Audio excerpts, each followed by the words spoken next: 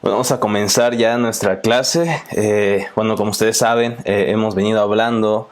El jueves retomamos un poco acerca del tema de nuestra identidad en Cristo y cómo en Cristo somos percibidos, identificados delante de Dios. Y cómo la obediencia de Cristo fue de tal manera perfecta, fue de tal manera completa, que como por ser nuestro representante legal delante de Dios, su justicia, su obediencia es contada como si hubiese sido nuestra justicia, nuestra obediencia. Y en confianza y fe en Cristo ahora somos identificados con su misma confianza, con su misma obediencia, con su misma santidad y con su misma justicia. Por eso hemos dicho en clases anteriores que el Padre nos acepta, no por lo que nosotros hagamos o dejemos de hacer, sino por lo que Cristo hizo en la cruz del Calvario. Así que ese es el fondo, de alguna manera, del que vamos a usar el día de hoy para entender el capítulo 6 de Romanos. Estamos en la clase 8 ya. Vamos a entender las implicaciones de estas doctrinas que hemos venido hablando. Y no nada más doctrinas, sino también la realidad que han experimentado nuestros corazones. No simplemente estamos hablando de doctrinas abstractas, no estamos en un salón de clases hablando de las ideas de Kant acerca de la crítica de la razón pura, no estamos hablando del anticristo de Nietzsche como conceptos abstractos que se estudian de una manera despersonalizada, quizá no es tan común estas ideas quizá en nuestro día a día. Pero cuando estudiamos el libro de Romanos, estamos estudiando doctrinas que deben ser reales para nuestros corazones. Doctrinas que no simplemente deben de quedarse en una clase de seminario. Doctrinas que no son ajenas y despersonalizadas a nosotros, como lo puede hacer cualquier libro de filosofía o meramente de teoría, cual sea la rama del que estemos hablando. Sin embargo, cuando nos acercamos al libro de Romanos, tratamos de entender, tratamos de ampliar nuestro conocimiento de las doctrinas que nuestros corazones deberían sentir, doctrinas que nuestros corazones deberían vivir, doctrinas que al final de cuentas son el resultado de la gloriosa fe en Cristo Jesús. Aquí no estamos en clase, espero yo, para conocer por primera vez estas doctrinas. Quizá tú ya las conoces en tu corazón, quizá no las puedas definir, articular como lo hace un teólogo o un comentarista, pero todo esto que estamos viendo, nuestra nueva vida, nuestros nuevos deseos, el servir a Dios, son cosas que tú ya sabías, o si no las sabías articular, por lo menos ya las vivías. Porque si tú eres cristiano, debes de saber que al momento de entregar tu vida a Cristo, ciertamente tu corazón experimentó un cambio, experimentó una sensación de perdón, de paz, de consuelo. Y también Dios puso en tu corazón nuevas motivaciones. Es lo que llamamos comúnmente la regeneración. Cuando Dios cambia nuestros corazones y ahora podemos vivir para Dios porque queremos vivir para Dios. Eso es la obra del Espíritu Santo, que tú experimentas como cristiano. Ahora, lo que estamos haciendo en el libro de Romanos, al estudiar estas doctrinas, es precisamente ampliar nuestro entendimiento de lo que ya se supone que debemos haber experimentado y vivido. Lo que estamos haciendo en el libro de Romanos es articular, saber definir, entender, clarificar las doctrinas que supuestamente nuestro corazón ya debería conocer. Así que no estamos aquí en una clase de filosofía, no vamos a ver la crítica de la razón pura de Kant, no vamos a ver a John Locke, no vamos a ver filosofía abstracta y despersonalizada. Estamos estudiando doctrinas esenciales, reales y muy personales, muy conocidas para cada creyente. Así que hoy vamos a estudiar un capítulo que a mi parecer es muy importante, como a todos los que hemos realmente estudiado, y es el libro de Romanos. Vamos a leer el capítulo 6 y esta va a ser la clase 8, como hemos dicho. Tengo algunos objetivos aquí de clase. Nuestros objetivos es que el alumno aprecie, número 1, los beneficios que se derivan de la justificación. Nuestro objetivo de esta clase es que los alumnos puedan identificar, apreciar los beneficios, los resultados que se desprenden en nuestra justificación. Y un segundo objetivo es que el estudiante sea impulsado a vivir de acuerdo con los resultados de la justificación. Que el estudiante sea impulsado a vivir de acuerdo con los resultados, con las consecuencias, con el fruto de la justificación. Esa va a ser nuestra meta este día. Esperemos en el Señor que Él nos ayude, nos dé gracia. Bueno, vamos a orar para esto. Si me acompañan ahí donde quiera que estén, en sus casas, en sus cuartos, aún en sus camas, vamos a orar. Señor, te damos muchas gracias, Dios, por este día. Te damos gracias, Dios, porque eres tú, Señor, quien, Padre, nos ha dado la oportunidad de despertar una vez más, Señor, y yo te pido que nos ayudes a apreciar estos momentos que tenemos de escudriñar tu palabra. Ayúdanos a valorarlos, Señor. ¿Cuántas personas en otros lados del mundo que no tienen acceso a internet, que no tienen acceso a un smartphone, a una computadora o a conectarse a este tipo de clases y costearlas, Señor? ¿Cuántas personas quisieran estar aquí, Señor? ¿Cuántas personas quisieran aprender más de tu palabra? ¿Cuántas personas que no son libres, Padre, en países comunistas de seguir tus enseñanzas, Señor? ¿Cuánto desearían, Padre, tomar una clase acerca del glorioso Evangelio de Jesucristo? Ayúdanos a apreciarlo, Señor. Padre, quita de nuestros corazones la pereza. Quita de nuestros corazones, Padre, aún para el descuido de tu palabra. Ayúdanos a estimar tu palabra como gloriosa, porque es tu voz, Señor. Es tu voz revelada hacia hombres pecadores como nosotros, Padre. Es tu voz, Padre, que ha sido plasmada en un libro. Ayúdanos a ser fieles a estudiar el texto bíblico, Señor. Y ayúdanos a entender que no seremos hombres y mujeres de Dios que puedan tener influencia, bendición a las personas si no somos personas de tu palabra, Señor.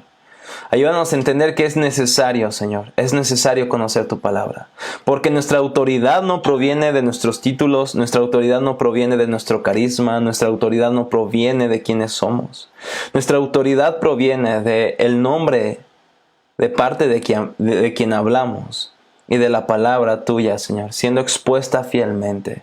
Ayúdanos, Padre, ayuda al maestro, Señor, esta mañana, a pesar de sus limitaciones, a pesar de su finitud, a pesar de sus errores y torpezas, Señor. Que sea tu Santo Espíritu hablando en nuestros corazones. Que sea tu gracia, Señor, proveyendo en nuestros corazones, Padre, entendimiento, claridad y la visión para ver las maravillas de tu ley, Señor. Para ver las maravillas de tu glorioso Evangelio. En el precioso nombre de Cristo Jesús, nuestro Señor, nuestro Salvador, oramos. Amén. Nuestro bosquejo de la clase de hoy va a ser el siguiente.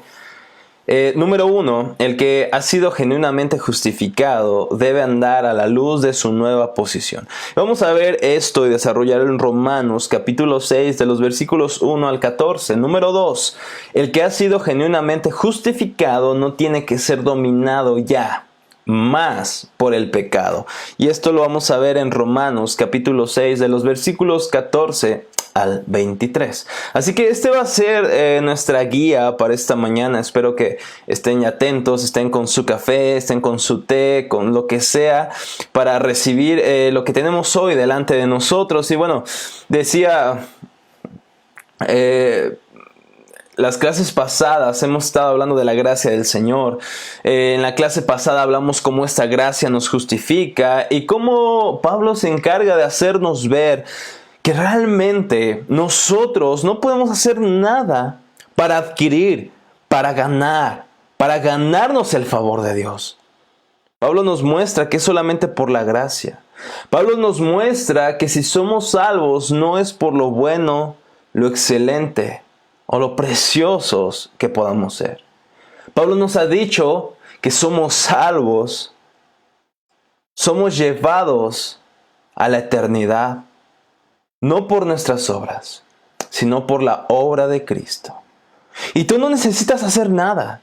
No necesitas hacer méritos para ganar esa salvación.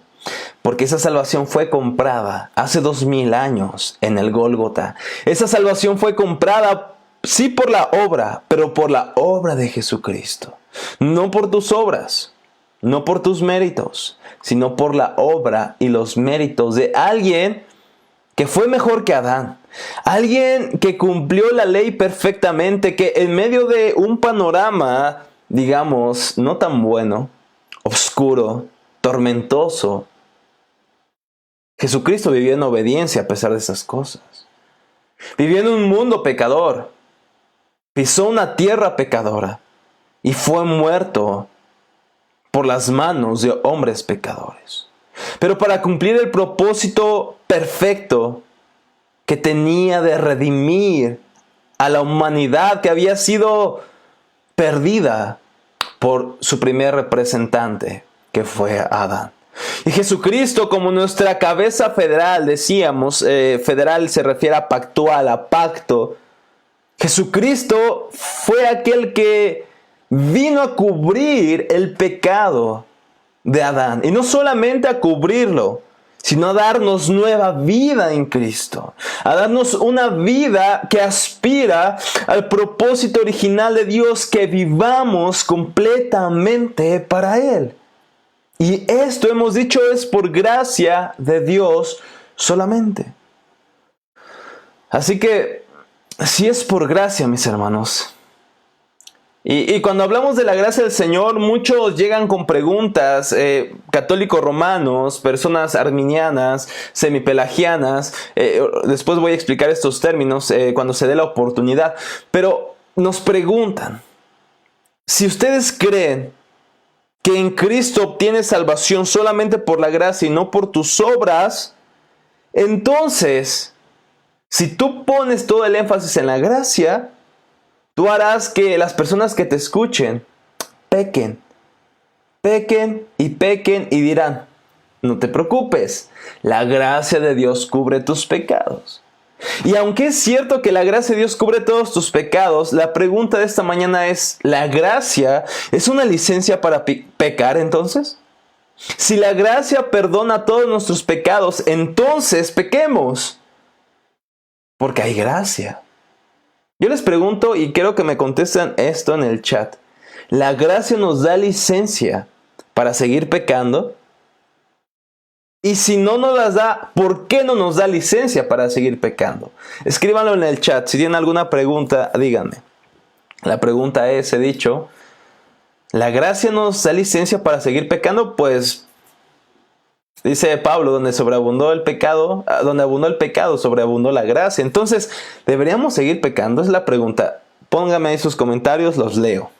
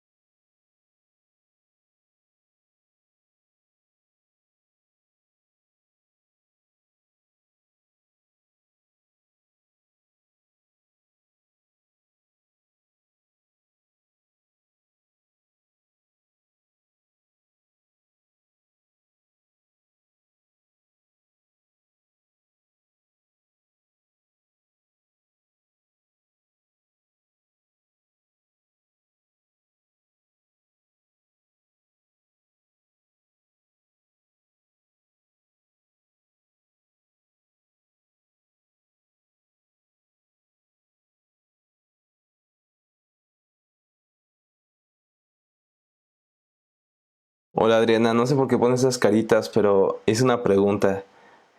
No me desconecté, sino nada más estoy dándoles tiempo para pensar. La pregunta es si hay gracia, y como dice Pablo, donde abundó el pecado, sobreabundó la gracia. Entonces la gracia nos da licencia para pecar, nos da permiso para seguir pecando, pues no pasa nada, pues hay gracia. Esa debería ser nuestra lógica. Esa es la pregunta, Adriana.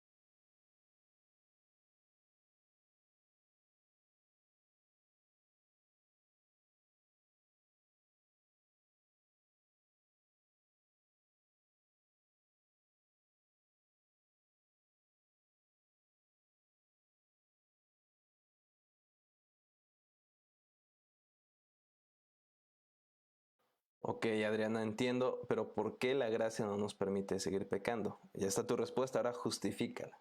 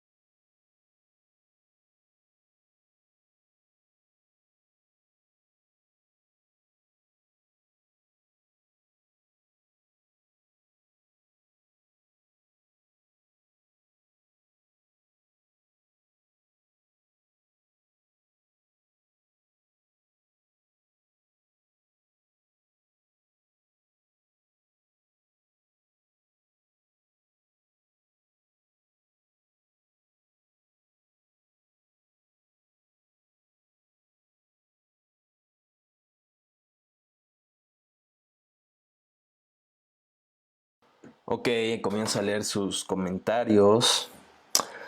Vamos a empezar con él y dice, no, ¿cómo podríamos ofender a quien, a pesar de habernos rescatado de nuestra vida vana manera de vivir, de nuestra vana manera de vivir, aún continuemos haciendo cosas que no le agradan? Ok, aquí él ve una incongruencia en cómo podríamos vivir en contra de alguien que nos ha perdonado tanto, en otras palabras. Y dice Luz, no porque cuando somos justificados valoramos el sacrificio de Jesús y por lo tanto amamos y honramos la ley. Es decir, hacemos y obedecemos a Dios. Exactamente, el punto es no tanto por temor al castigo, como hemos dicho, sino porque valoramos precisamente, como bien dice Luz, ese sacrificio. Y por lo tanto el resultado es amar y honrar la ley del Señor. Perfecto. Dice Iraíz, no nos da licencia para seguir pecando, pero nos da esperanza. Wow, cuando pecamos. Esta frase es para Twitter, lo voy a tuitear, Iraíz. No nos da licencia para seguir pecando, pero nos da esperanza para cuando pecamos. Exactamente. La gracia del Señor nos da licencia para pecar. Es más, como ha dicho Luz y Eli, nos evita, más bien, no desearíamos pecar, pero tenemos que entender la realidad que aún caemos en pecado muchas veces, pero no lo hacemos y tomamos la gracia como pretexto, sino que cuando pecamos, eso nos causa dolor, eso nos causa tristeza, y anhelamos ir delante del trono de la gracia, y la gracia nos da la esperanza de que encontramos perdón en Dios, y también encontramos la esperanza para cambiar nuestros corazones que aún caen en pecado. Dice Ramiro, no, pensar de esa manera es no entender la gracia, es quedar en tal agradecimiento al entender la gracia ya que no la merecemos. Exactamente, pensar de esa manera, seguir esa lógica, no es entender precisamente la gracia. Es lo que vamos a ver hoy, Ramiro, excelente. Dice Luz, es difícil una vez que Cristo está en nuestra vida, el mismo Espíritu nos redarguye. Exactamente. Cuando amas a Jesús, la práctica del pecado se disipa con la ayuda de Dios. Siempre es por Él, porque si no nosotros solos no pudiéramos, por supuesto. Podemos cambiar nuestros hábitos, pero jamás nuestros corazones. Y solamente es algo que la gracia del Señor puede hacer en nosotros.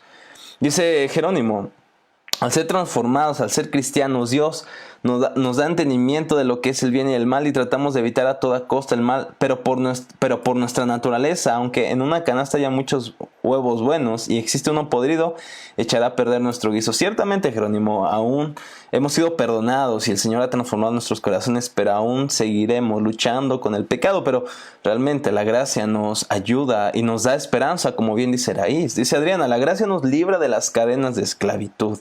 Para eso fue el sacrificio de Jesús en la cruz, para romper las cadenas de esclavitud, y la gracia nos lleva a un nivel mayor, y más que un nivel mayor, Adriana nos pone en una nueva posición. Ahora ya no somos esclavos del pecado, ahora somos esclavos de Cristo, y tenemos que luchar por no presentar nuestros miembros, nuestros cuerpos, como dice Pablo en Romanos 6, más para el pecado, sino para la justicia, sino para el Señor, porque estamos en una nueva posición. Excelente. Dice Miguel, no nos da licencia. Por ejemplo, si mancho un sillón y no encuentro con qué limpiarlo, no por eso estaré manchándolo completamente. Por supuesto, sí, la lógica es precisamente eso. O sea, si el Señor me perdona y me muestra su gracia, eso no es como un permiso abierto para que sigas pecando, sino para resguardar tu vida de no pecar. Precisamente, qué buena lógica, Miguel. Miguel Ángel dice, la gracia es el regalo inmerecido y creo que con el temor de Dios nos ayuda a no pecar. Precisamente, Miguel Ángel, porque entendemos ahora la gracia del Señor, porque ahora entendemos ese regalo inmerecido que no nos lleva a tomar en poco lo que es nuestro Salvador, sino a temer a Dios, como bien dices. Excelente. Dice Ramiro, el agradecimiento es la respuesta a la gracia. Sin real el agradecimiento no podríamos regresar a aquello de donde hemos sido extraídos. Precisamente el agradecimiento, la gratitud, la adoración por lo que Dios ha hecho en nuestras vidas, por lo que Cristo hizo, nos debería llevar precisamente a ser más consagrados a Dios. Excelentes respuestas, excelentes. Me encanta que opinen de verdad. Y fíjense lo que tenemos en pantalla, si ustedes pueden ver. En pantalla tenemos esta pregunta: si nuestras obras no tienen valor para ganar la salvación, ¿qué es la lógica con la que hemos estado estudiando el libro de Romanos? Si nuestras obras no tienen valor para ganar nuestra salvación, ¿para qué ser bueno? Entonces sería la pregunta, ¿para qué somos buenos? Si el Evangelio dice, eres salvo por gracia, no por una buena vida, una vida moralista, ¿este mensaje no dejaría la puerta abierta para vivir una vida inmoral? Si no somos salvos por lo bueno que somos, y si somos salvados por gracia, ¿esto no sería un impulso para pecar? Y vamos a ver la lógica del reino, vamos a ver la lógica del Evangelio, que ustedes bien han captado aquí en los comentarios. Vamos a empezar con nuestro primer punto. El que ha sido genuinamente justificado debe de andar a la luz de su nueva posición. Y vamos a leer Romanos, capítulo 6, de los versículos 1 al 14. Dice, ¿qué diremos entonces? ¿Continuaremos en pecado para que la gracia abunde? De ningún modo, dice Pablo, nosotros que hemos muerto al pecado, ¿cómo viviremos aún en él? ¿O no saben que ustedes, que todos los que hemos sido bautizados en Cristo Jesús, hemos sido bautizados en su muerte? Por tanto, hemos sido sepultados con él por medio del bautismo para muerte, a fin de que como Cristo resucitó entre los muertos por la gloria del Padre, así también nosotros andemos en novedad de vida, porque si hemos sido unidos a Cristo en la semejanza de su muerte, ciertamente lo seremos también en la semejanza de su resurrección. Sabemos esto, que nuestro viejo hombre fue crucificado con Cristo, para que nuestro cuerpo de pecado fuera destruido, a fin de que ya no seamos esclavos. Aquí es sumamente importante que notemos esto, para que ya no seamos esclavos. Jesucristo fue crucificado y como nuestra cabeza representante, por eso es importante, les decía, entender por qué Cristo era nuestra cabeza federal, nuestra cabeza delante de Dios representativa, porque en la cruz fuimos identificados con Cristo. Y al morir Cristo es como si nosotros hubiésemos sido muertos en esa cruz. ¿A fin de qué? De que ya no seamos esclavos del pecado. Y dice Pablo, y si hemos muerto con Cristo, creemos que también viviremos con Él. Sabiendo que Cristo, habiendo resucitado entre los muertos, no volverá a morir. La muerte ya no tiene dominio sobre Él, porque en cuanto a que Él murió, murió al pecado de una vez y para siempre. Pero en cuanto Él vive, vive para Dios. Así también ustedes considérense muertos para el pecado, pero vivos para Dios en Cristo Jesús. Por tanto, no reine el pecado en su cuerpo mortal para que ustedes no obedezcan a sus lujurias, ni presenten los miembros de su cuerpo al pecado como instrumentos de iniquidad, sino preséntense a ustedes mismos a Dios como vivos de entre los muertos, y sus miembros a Dios como instrumentos de justicia porque el pecado no tendrá dominio sobre ustedes, pues no están bajo la ley, sino bajo la gracia. El resultado de todo lo que Pablo acaba de exponer es que el pecado no tendrá. Esta frase no es una posibilidad, no es una opción, no es una vana esperanza, es una certeza inquebrantable. Porque el pecado no tendrá. Es una declaración absoluta. Si tú has sido salvado por Cristo, si tú has muerto en Cristo Jesús, el pecado ya no reinará, no tendrá dominio más sobre ustedes. Pues ya no estamos bajo la ley que nos indicaba vivir cierta manera, con ciertas normas para ser salvos. No, ya no estamos bajo esa ley que nos condenaba. Ya no estamos bajo nuestra salvación por obra, sino ahora estamos bajo la gracia del Señor que nos ha traído al reino, no gracias a nosotros, sino a pesar de nosotros. Y si esa gracia ha llegado a tu corazón, ha tocado a la puerta de tu vida, entonces el pecado ya no es rey sobre ti, ya no es soberano sobre tu corazón, ya no es un juez sobre tu alma. Ahora Cristo es tu rey, ahora su ley es tu deleite, ahora su voluntad es tu meta. Si la gracia ha venido a tu corazón, y aquí respondemos a la pregunta que hemos hecho al inicio, ¿qué diremos entonces? ¿Continuaremos pecando para que la gracia abunde? Y Pablo responde, como todos ustedes respondieron, de ninguna manera, en otras palabras. La frase en el griego es una repetición de no, no, no. No continuaremos pecando. Lo que Pablo está diciéndonos con esta declaración de ninguna manera es decir, o está dando a entender que quienes preguntan esas cosas, o quienes piensan según esa lógica, no han entendido absolutamente lo que es la gracia del Señor. Y muy probablemente no sean cristianos. Es más, no son cristianos. Aquellas personas que te dicen, no importa, yo pequé, yo adulteré, yo forniqué, yo robé a la iglesia. No hay problema. Dios es amor. No hay problema. Dios me da de su gracia. Estamos, o esa persona está, totalmente condenándose a sí misma y no ha entendido la gracia del Señor. Y la gracia no ha llegado a él. No ha cambiado su corazón. No ha cambiado su mente.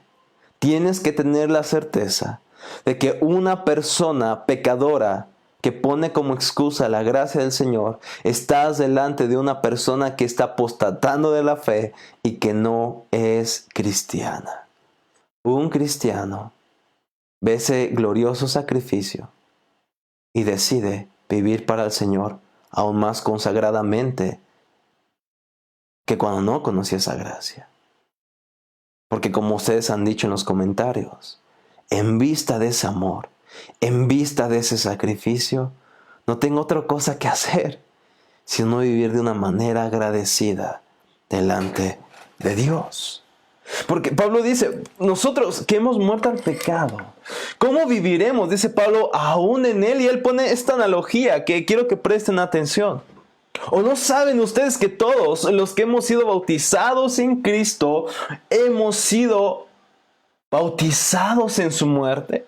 Aquí está haciendo una referencia al bautismo en agua, pero no solamente nos quiere reflejar el bautismo en agua, sino la realidad de lo que el bautismo expresa. El bautismo en agua no es un fin en sí mismo, es un simbolismo de lo que ha pasado en nuestros corazones, de lo que dice Pablo. El bautismo es una representación de nuestra muerte al pecado y de nuestra nueva vida en Cristo. Cuando entramos a las aguas, una vez que fuimos bautizados y estamos sumergidos, estamos representando que estamos siendo muertos al pecado.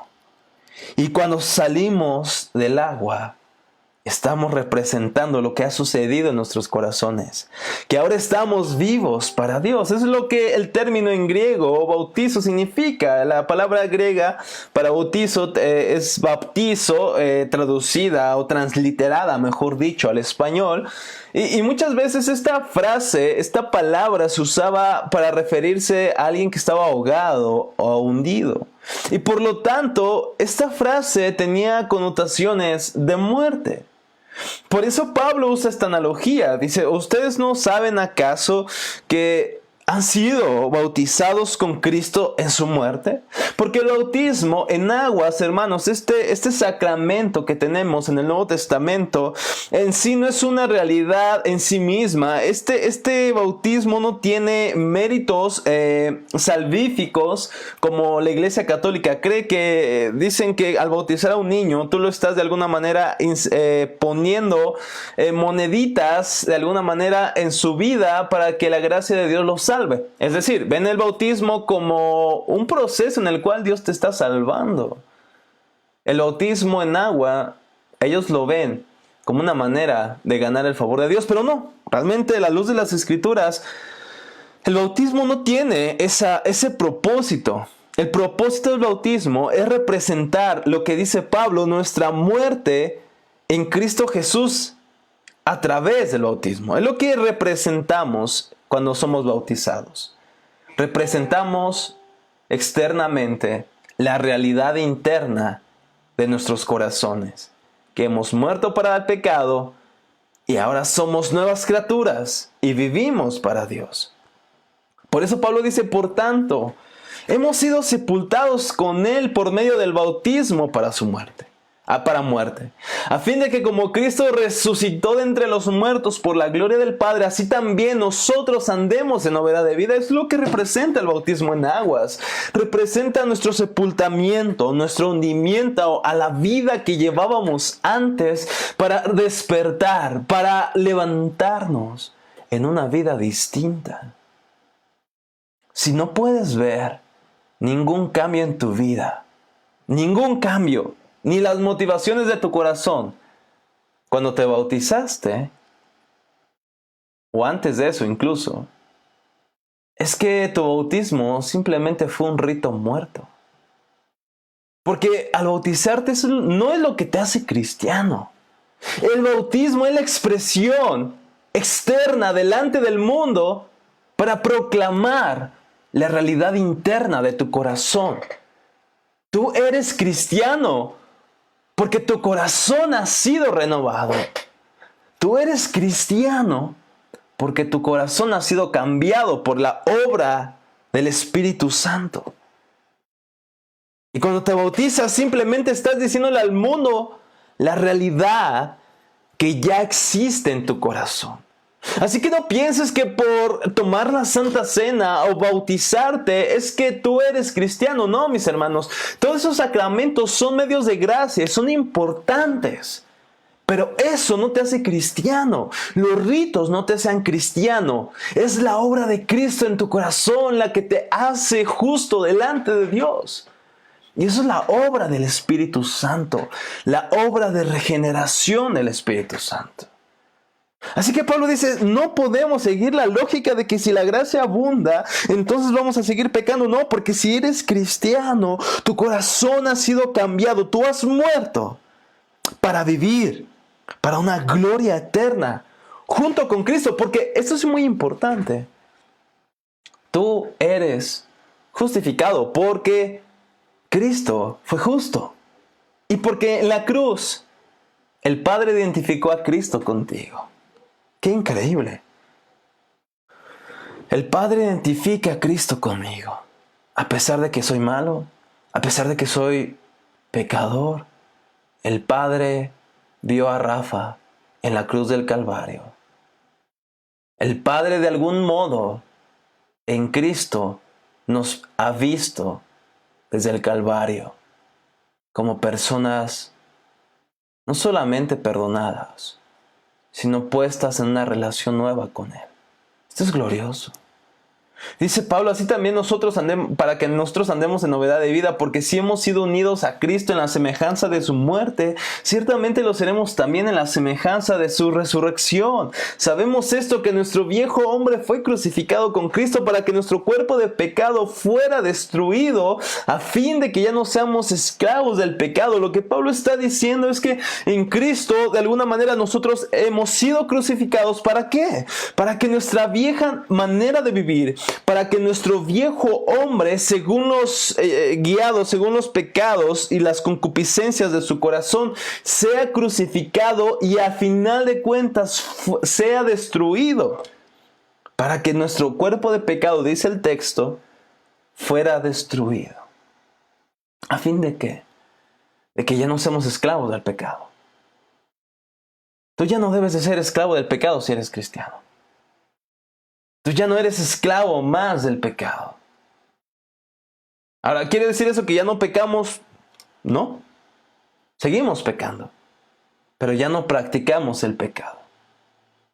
¿El cristiano peca? Sí, el cristiano aún peca, pero no se siente como pez en el agua al pecar. Es más, esto le duele en su corazón profundamente. Esto hiere su corazón. Esto le pesa en el alma, porque ya no es según su naturaleza. Ya no es según su nueva creación. Ahora el pecado ya no puede enseñorearse sobre él, es decir, ya no puede ser un dictador para el cristiano. Tú ya no puedes decir, bueno, yo no pude evitar pecar porque sencillamente me dejé llevar por el pecado. No, ahora tú si eres cristiano, tú puedes decidir vivir para Dios o vivir para el pecado. Pero ya no eres más esclavo del pecado. Si aún amas el pecado más que a Dios, si aún no puedes controlar tus impulsos pecaminosos al decir no a la fornicación, el decir no al adulterio, si tienes más deseo de hacerlo y piensas más en hacerlo que en evitarlo y vivir para Dios, tengo que decirte algo. Muy probablemente no has nacido de nuevo. Porque a pesar de que eres tentado y vas a ser tentado a fornicar y adulterar y a cualquier otro pecado, pero en tu corazón siempre pesará la voz de Dios y tendrás una lucha interna en tu corazón. Pero si tú pecas sin luchar contra tu propio corazón y sin sentir un pesar en el mismo, es que tú no eres cristiano. Es que tú no has nacido de nuevo y debes poner tus ojos en Cristo. Porque aún puedes ser educado teológicamente y estar perdido espiritualmente. Puedes ser educado teológicamente, pero estar perdido espiritualmente. Y dice Pablo, y si hemos muerto con Cristo, creemos que también viviremos con Él. Sabiendo que Cristo, habiendo resucitado de entre los muertos, no volverá a morir. La muerte ya no tiene dominio sobre él, dice Pablo, porque en cuanto aquel murió, murió al pecado de una vez y para siempre. Pero en cuanto él vive, vive para Dios. Así también ustedes considérense muertos para el pecado, pero vivos para Dios en Cristo Jesús. Lo que Pablo dice es que así como Cristo murió y vivió, resucitó de entre los muertos, y ya no volverá a morir. Cristo murió una sola vez, fue necesaria su muerte una sola vez y para siempre. Entonces la muerte, Él la derrotó. Y por lo tanto, como dice Pablo, la muerte ya no tiene dominio sobre Él. Porque en cuanto murió el pecado, Él solamente murió una vez y fue necesario solamente una vez. Y ahora vive para Dios. Y dice Pablo, como ustedes son identificados con Cristo en el Calvario por ser su representante legal, así también ustedes considérense muertos para el pecado, pero vivos para Dios en Cristo. Es decir, el cristiano ya no es esclavo del pecado, pero ya no es libre para hacer lo que él quiere. Ahora se convierte en esclavo de Dios.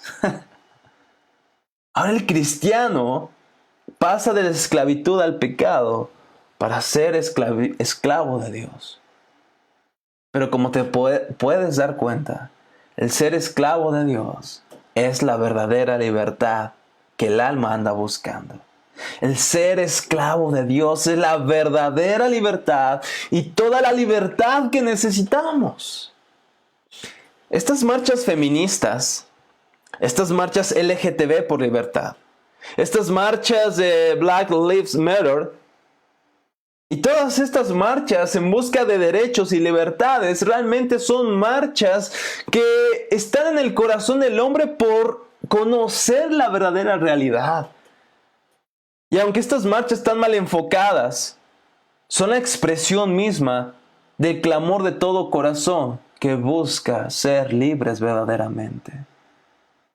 El único error y el más grande error es que normalmente estas marchas buscan ser libres en medios equivocados. La única forma de ser libre es ser esclavo. Esclavo por amor de Cristo. La única manera de ser libre es siendo esclavo de Cristo. La única manera de ser libre es siendo esclavo de Cristo. Porque Cristo es nuestra verdadera libertad. Y dice Pablo, por lo tanto no reina el pecado aún en su cuerpo mortal, para que ustedes no obedezcan a sus lujurias, ni presenten los miembros de su cuerpo al pecado como instrumentos de iniquidad, sino preséntense ustedes mismos a Dios como vivos de entre los muertos, y sus miembros a Dios como instrumentos de justicia. Porque esta declaración es gloriosa. Porque el pecado no tendrá dominio sobre ustedes, pues no están bajo la ley, sino bajo la gracia. Como hemos dicho, esto no es una insinuación, no es un deseo incierto, no es una realidad indeterminada, es una realidad sumamente completada por Cristo. El pecado ya no tiene dominio sobre nosotros. Dice Ramiro, entonces, ¿se puede decir que ahora tenemos las dos naturalezas? La respuesta es, tenemos una naturaleza ahora, la naturaleza del reino. Y ciertamente, esta naturaleza del reino es la que debe dominar en nuestros corazones, pero es cierto, Ramiro, aún nuestra naturaleza pecaminosa se está aferrando a nosotros. En esencia, nosotros ya somos hijos de Dios y esa debe ser nuestra naturaleza. No podemos decir que somos hijos de Dios y somos hijos del diablo. No, en ese sentido no podemos decir que tenemos dos naturalezas, Ramiro. Pero lo que decimos es que somos hijos de Dios y que nuestra vieja naturaleza se aferra a nuestros corazones. Pero la realidad, Ramiro, es que en Cristo ya somos hijos de Dios y esa es nuestra naturaleza. Esa es nuestra naturaleza, voy a decir, imperante.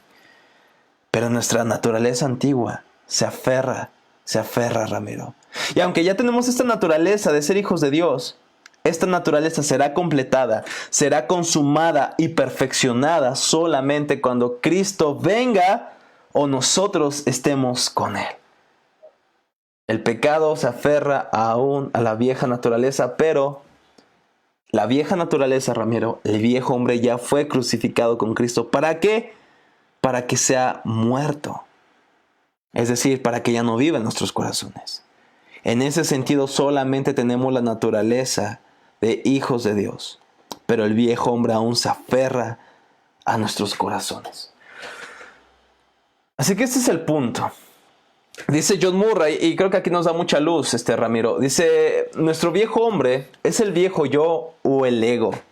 El hombre no regenerado en su totalidad, en contraste con el nuevo hombre como el hombre regenerado en su totalidad. Lo que hace John Murray aquí, que es un excelente escritor y tiene un excelente comentario, dice que precisamente nuestro viejo hombre es el ego, es el hombre que no está regenerado, el hombre perdido, pero ahora en Cristo somos o tenemos un corazón nuevo y podemos decir que somos hombres y mujeres regeneradas en su totalidad. Ciertamente no podemos completar todavía en esta tierra nuestra completa santificación. Aún no la vivimos, todos seguimos creciendo en santidad, pero ya somos declarados como hombres y mujeres regeneradas. Y un día Cristo completará su obra en nuestros corazones. Un día Cristo completará la obra que Él empezó. Y quiero que, para apoyar esto que acabo de decir, les voy a leer lo que dice Pablo en una de sus cartas.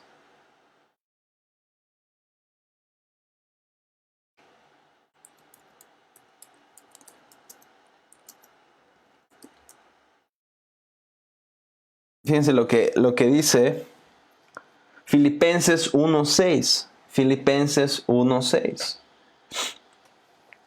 Estando convencido de esto, dice Pablo, que el que comenzó en vosotros la buena obra, la perfeccionará hasta el día de Cristo Jesús. Dice Pablo, tenemos que estar seguros de esto, estando convencidos precisamente de esto, que el que comenzó en vosotros la buena obra, la perfeccionará hasta el día de Cristo Jesús. Pablo estaba seguro que aquel que empezó la obra de regeneración en su corazón la iba a terminar. La iba a terminar hasta el día de la revelación de Cristo Jesús. Así que ciertamente somos cristianos, hijos de Dios, pero aún luchamos. Pero esta completa regeneración, o más bien esta completa santificación, será completada hasta que Cristo venga o nosotros estemos en la gloria con Él. En esta tierra lucharemos con el pecado. En esta tierra nos aferraremos a Cristo a pesar de nuestros deseos pecaminosos. Pero tenemos que estar convencidos de esto, dice Pablo en Filipenses 1:6. Que el que comenzó la obra en nosotros, la completará. No es una declaración incierta. Es una afirmación asegurada. Él completará su obra en nosotros.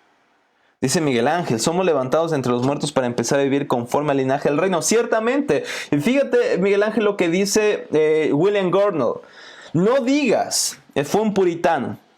Dice, no digas que tienes sangre real en tus venas y que eres nacido de Dios, a menos que puedas probar tu realeza por atreverte a ser santo.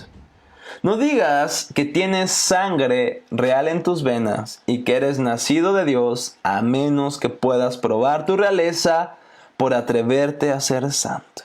Y justamente somos levantados para empezar a vivir conforme al reino de Dios, conforme a la naturaleza del Señor. Y dice Gurnall, si es que realmente eres nacido de nuevo, en tus venas corre la sangre de ser santo, corre el deseo de ser santo. Y déjame decirte algo, si tú no tienes el deseo de ser santo, si tú no luchas todos los días con este deseo de vivir para Dios y no vivir para tu propia gloria, si tú no deseas con esto en tu corazón de consagrarte al Señor y luchar contra tus pecados, contra tus ídolos, déjame decirte que no eres cristiano. Alégrate si eres cristiano y luchas y lloras por tu pecado, alégrate.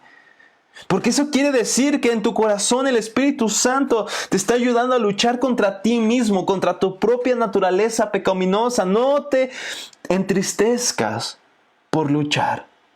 Preocúpate cuando pecas sin luchar contra ese pecado. Preocúpate cuando puedes pecar sin sentir dolor en tu corazón. Preocúpate si vives una vida de pecado y tu corazón se excusa con la gracia de Dios. No importa que la gracia sobreabunde. Esa es una declaración totalmente antibíblica y expresa la perdición interna que todo hombre tiene. Dice Tim Keller para terminar. Así que muerto al pecado no significa que el pecado ya no está dentro de ti o que no tiene más poder o influencia en ti, como acabamos de decir. Lo tiene, dice Tim Keller. Pero el pecado ya no puede mandar, ya no tiene autoridad sobre ti. Aunque puedas obedecerlo y aunque la Biblia lo pronostica, a veces lo vas a obedecer. La verdad es que ya no tienes que obedecerlo. Has muerto a Él y para ti Él ha muerto. Has muerto al pecado y para ti Él ha muerto. Como hemos dicho, no es que ya no luches con el pecado. Lucharás con el pecado. Lucharás contra tu propio corazón. Lucharás por vivir para tu Señor. Y el pecado se tratará de aferrar a tu naturaleza. Pero la gloriosa noticia de esta mañana, mis hermanos, y con esto me despido, es que en Cristo Jesús tú tienes una nueva posición. Y no solamente una posición legal, sino que en tu corazón Dios ha hecho una obra que Él terminará. Y leamos una vez más el texto de Pablo, Filipenses 1:6, y descansemos en esto. Estando convencido precisamente de esto, que el que comenzó en vosotros la buena obra la perfeccionará hasta el día de Cristo Jesús. Alégrate de que en tu corazón haya una lucha contra tu pecado. Pero aún más, descansa en la esperanza de que un día el pecado no reinará más en lo absoluto en tu corazón. Es una obra que Dios ya empezó en el presente, pero que será culminada solamente en el futuro cuando estemos en la gloria con Cristo Jesús. Qué glorioso evangelio, qué gloriosa esperanza. Descansemos en Cristo. Descansemos en Cristo, luchemos contra nuestros propios ídolos, luchemos contra nuestros propios corazones, teniendo la certeza de que somos hijos de Dios.